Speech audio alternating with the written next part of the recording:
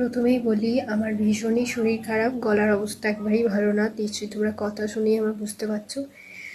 কালকে তোমাদের সঙ্গে একটা আমার মেয়ের ভিডিও শেয়ার করেছিলাম একটা গান দিয়ে, সেই লাস্ট ভিডিও। তারপর আর ভিডিও দিতে পারিনি। আর তোমরা আগের ব্লগে সকলেই জানো, বলেছি আমার মেয়ের ভ্যাকসিন হয়েছে।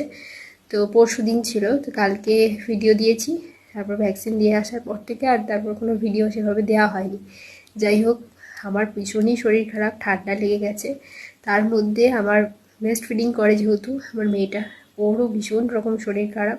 আজকে সকাল থেকে এতটাই শরীর খারাপের বাড়াবাড়ি, মানে কালকে রাত থেকে অল্প অল্প হয়েছে, ঘুম নেই চোখে। সবাই মিলে আমরা ওকে নিয়ে নাজেহাল হয়ে যাচ্ছি। একবার মা কোলে নিচ্ছে, একবার ওর বাবা নিচ্ছে, আমি নিচ্ছি, পাশে আমাদের এক বড় মা থাকে সে নিচ্ছে, এরকম করে করেই সারা রাত কেটেছে। সকাল থেকে মানে আমার মেয়েটাকে এত শরীর খারাপ নিয়ে কিছুই করতে পারিনি। আর তার মধ্যে আমার তো গলা পুরো বুজে গেছে ঠান্ডায়, ঠান্ডা গরমে মানে একটু করে ঘেমে যাচ্ছি, ফ্যান চলছে, সেটাই লেগে গেছে। তো মেয়েটা সেই থেকে শরীর খারাপ। আজকে নিয়ে হসপিটালে গেছিলাম, মেমারি হসপিটালে। এতটাই বাড়াবাড়ি, মানে কালকে আমাদের ডক্টর দেখানোর ডেট ছিল, কিন্তু আর সেটা সময় আর রাখার রিস্ক নিলাম না, যদি রাতে আজকে কিছু হয়। সেই জন্য আজকে হসপিটালে একটু দেখিয়েছি ওকে। আপাতত এখন ভালো আছে মোটামুটি। ওকে গ্যাস দিতে বলেছে, গ্যাসও দেওয়া হয়েছে বাড়িতে এনে। যাদের বেবিদের এরকম হয় তারাই ব্যাপারগুলো জানো বোধহয়। আর আমার কাছে তো বেবি একদম প্রথম বেবি, আর নতুন, সব কিছু যেন একদম টেনশন আর ভয়ের মতো কাজ করছে। তো যাই হোক, বাড়ির সবাই আছে, ব্যাপারটা অনেকটা সামলেছে। আমিও নিজেকে সামলে একটু নিয়েছি, কারণ এতটাই ভয়, এতটাই মানে অঝরে কাঁদছি আমি সকাল থেকে। আমার কিছু মানে বলার মতো শক্তি নেই। তার মধ্যে নাক বন্ধ, নিঃশ্বাস নিতে পারছি না, সর্দি, গলায় কথা বলতে পারছি না, কোনো কিছুই ভালো লাগছে না। যাই হোক, মেয়েটা এখন ভালো আছে, গ্যাস দেওয়া হয়েছে, সুস্থ আছে, ঘুমোচ্ছে।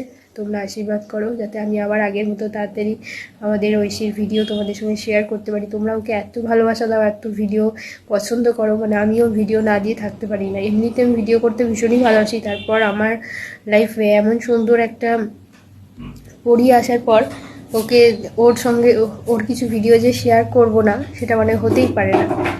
তো এখন ঘুমোচ্ছে, ভালো আছে, আমিও অনেকটা ভালো আছি, ওষুধ খেয়েছি, সুস্থ আছি।